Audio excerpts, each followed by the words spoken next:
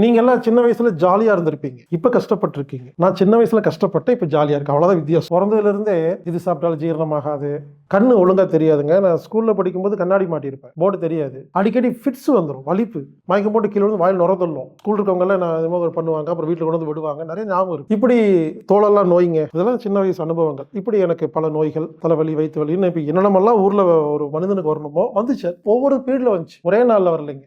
எல்லாருமே அவங்களுக்கு தெரிஞ்சதை பண்ணாங்க, தப்பு இல்லை. அவங்களுக்கு சொல்லி கொடுத்தது அவ்வளோதான். எனக்கு வியாதிகள் குணமாகலைங்க. அப்போ நான் என்ன பண்ணேன், ஓகே சம்திங் ராங், இந்த வைத்தியத்தில் ஏதோ ராங் இருக்குன்னு சொல்லிட்டு நான் நினச்சிக்கிட்டேன், பணம் நிறையா சம்பாரிச்சு நிறைய செலவு பண்ணால் சீக்கிரமாக குணமாயிருன்னு. இதில் தான் ஒரு வேடிக்கை என்னன்னா, வேலைக்கு போய் நிறைய சம்பாரிச்சு பணத்தை எல்லாம் கொண்டு போய் கொடுத்து வைத்தியம் பார்த்தேங்க. ஏற்கனவே கொஞ்சம் கொஞ்சமாக நோய் பெருசாகிட்டு இருந்தது, பணம் செலவு பண்ணணும்னு அதிகமாயிடுச்சு. பணம் கம்மியாக இருந்ததுன்னா உங்களுக்கு நோய் வந்து சீக்கிரமாக குணமாயிரும். ஏன்னா இயற்கை வைத்தியம் பார்க்க ஆரம்பிப்பீங்க. அதிகமாக இருந்தால் பெரிய பெரிய ஹாஸ்பிட்டல் போவீங்க.